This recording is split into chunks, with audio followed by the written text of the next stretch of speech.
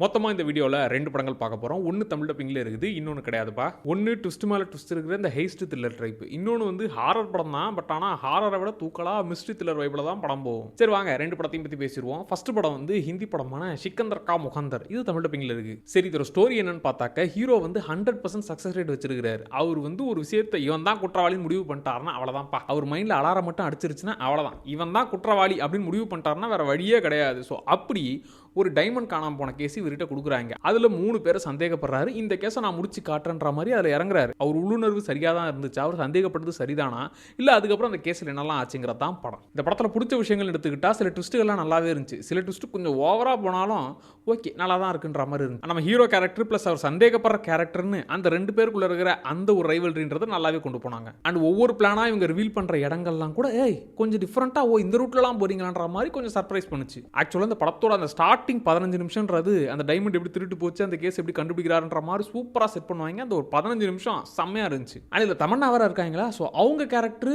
மற்ற 2 பேர் அளவுக்கு, அதாவது நம்ம ஹீரோவுக்கும் அவர் சந்தேகப்படுற ஆளுக்கும் அந்த ரேஞ்சுக்கான ரோல் இல்லைனாலும் அந்த ரோல் நீட்டா இருந்துச்சு. தமன்னா கொடுத்த கேரக்டர் நீட்டா பண்ணாங்க. இதுல நெகட்டிவ்ஸா பட்டது என்னன்னா, ஸ்டார்டிங்ல த்ரில்லர் மோட்ல பக்காவா செட் பண்ணிட்டாங்க. அதுக்கப்புறம் அப்படியே கட் பண்ணி எமோஷனல் ரூட்டுக்கு போயிட்டாங்களா. சார் என்ன நீங்க த்ரில்லர் ஃபேக்டரை விட்டுட்டு எமோஷனல் ஏரியா வந்துட்டீங்கன்ற மாதிரி கொஞ்சம் லைட்டா நார்மலா ஃபீல் ஆச்சு. அண்ட் படத்தோட எண்டிங் இன்னுமே பக்காவா முடிச்சிருக்கலாம், ஒரு ஹைப் ஏத்தி கூட முடிச்சிருக்கலாம். அது அப்படியே நார்மலா முடிச்ச மாதிரி இருந்துச்சு. இந்த ஹீரோ கேரக்டர் சில விஷயங்கள் பண்றதெல்லாம் சூப்பர்ப்பா அப்படின்னு தோணினாலும் ஒரு கட்டத்தில் ரொம்ப ஓவரா போறீங்க அப்படிங்கிற மாதிரி சில இடங்கள் ஃபீல் ஆச்சு. இந்த சென்டிமெண்ட் ரூட்ல கதை டிராவல் ஆனதும் என்ன ஃபீல் குட் எமோஷனல் ட்ராமா அந்த ஏரியாக்குள்ள ரொம்ப சுத்திக்கிட்டு இருக்கிறீங்களேன்ற மாதிரி இருந்துச்சு. ஏன்னா ஸ்டார்டிங் சூப்பரா செட் பண்ணிட்டாங்க. என்ன ஆச்சுங்க அந்த டைமண்டுக்கு என்ன ஆச்சு அப்படிங்கிற மாதிரி அந்த ரூட்டுக்கு வர்றதுக்கே ரொம்ப டைம் எடுத்துக்கிட்டாங்களா. அது மட்டும் லைட்டா சில இடங்கள் பொறுமையா இருக்கும். பட் ஓவராலாக பார்த்தா நல்ல படம் தான், தாராளமாக ஒரு ட்ரை பண்ணலாம். எனக்கு கிளைமேக்ஸ் மட்டும் இன்னும் பெருசாக பண்ணியிருக்கலாமேன்னு ஃபீல் ஆச்சு. தமிழ் டப்பிங்லேயே இருக்குது, அது இல்லாமல் இந்த படத்தை நீங்கள் ஃபேமிலியாகவே ட்ரை பண்ணலாம். ஸோ தாராளமாக ஒரு ட்ரை பண்ணி பாருங்கள். 2வது படம் வந்து ஸ்மைல் 2ன்ற படம். இது வந்து நான் பார்ட் 1 பார்க்காம வச்சிருந்தேன். சரி பார்க்கலாம்னு பெண்டிங்லேயே இருந்தது.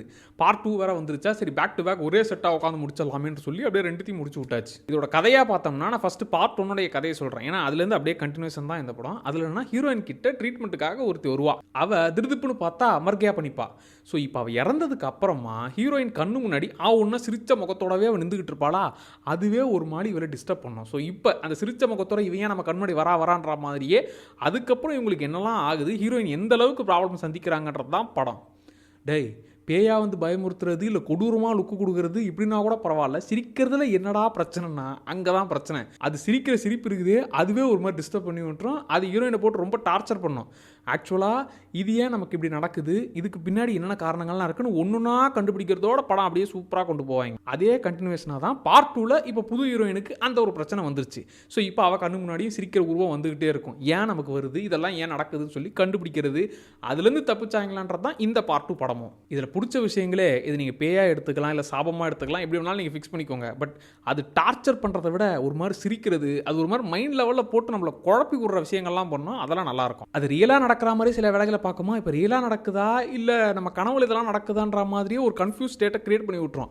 அதுலேயே போட்டு நம்மளை கார்னர் பண்ணுற மாதிரி அந்த ஹீரோயின் ஒரு வேலையை பார்க்கும், அதெல்லாம் சூப்பராக பண்ணியிருப்பாங்க. இந்த படத்தில் இன்னொரு ஸ்பெஷலே அந்த ஈவில் ஸ்மைல், அதுவும் ஒரு மாதிரி பயங்கரமாக இருக்கும், டிஸ்டர்ப் பண்ணி விட்டுரும். அதை தாண்டி ஹீரோயினோட பர்ஃபார்மன்ஸ் பார்ட் 1லையும் சரி பார்ட் 2லையும் சரி, இந்த பர்ஃபார்மன்ஸ் தான் இந்த படத்தை கொஞ்சம் அடுத்த லெவலில் கொண்டு போகிறது, அதை சிறப்பாகவே பண்ணியிருந்தாங்க. அண்ட் இந்த பார்ட் 2ல் கிளைமேக்ஸ் முடிச்ச விதம் சூப்பராகவே இருந்துச்சு. ஆக்சுவலாக இன்னும் கண்டினியூ பண்ணுற மாதிரி தான் முடிச்சு விட்டாங்க. ஸோ இது அடுத்தடுத்த பார்ட் இன்னும் கண்டினியூ பண்ணுவாங்க தான் போல. ஆக்சுவலாக இது வந்து ஹாரர் வைப்பு தான் கொடுக்கணும், பட் அதை தாண்டி மிஸ்ட்ரி த்ரில்லர் வைப்பு.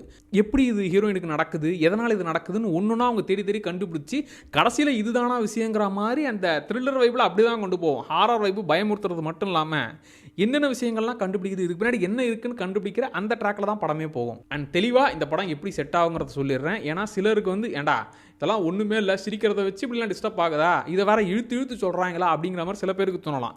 பட் சில பேருக்கு டேய் இந்த ஸ்மைலுங்கிற ஒரு விஷயத்தை வச்சுக்கிட்டு இதை எந்த அளவுக்கு சைக்கலாஜிக்கலாக டிஸ்டர்ப் பண்ணி விட்றீங்கடான்ற மாதிரி, அதை வச்சு எப்படா விளையாடுறீங்கன்ற மாதிரி சில பேருக்கு செம்மையாக கனெக்ட் ஆகலாம். எனக்கு அந்த மாதிரி கனெக்ட் ஆச்சு. அண்ட் பார்ட் 1 எடுத்துக்கிட்டா ரொம்ப ஸ்லோவாக தான் போகும். ஏன்னா அந்த ஹீரோயின் கேரக்டரை வச்சு பெருசாக விளையாடுறதுக்கு ஸ்பேஸ் இல்லை. பட் அதுலேயுமே முடிஞ்ச அளவுக்கு நல்லாவே விளையாடிருப்பாங்க.